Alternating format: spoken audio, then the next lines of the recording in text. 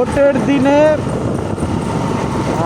Dhaka varsity এলাকা দেখুন একেবারে ফাঁকা। রাত যখন 10টা প্লাস অর্থাৎ 10:30টার মতো বাজে, এই সময় কিন্তু ঢাকা ভার্সিটি এরিয়াটা মোটামুটি ছাত্রছাত্রী বা অন্যান্য যারা প্রফেশন আছে তাদের জমজমাট ভিড় দেখা যায়। বাট আজকে ভোটের দিন একেবারে বলতে গেলে জনশূন্য। দেখুন একেবারে জনশূন্য, ঠিক আছে। তারা আছে এই টুকটাক রিক্সা চলতেছে, মনে হয় যে গভীর রাত। একেবারে জনশূন্য অবস্থা।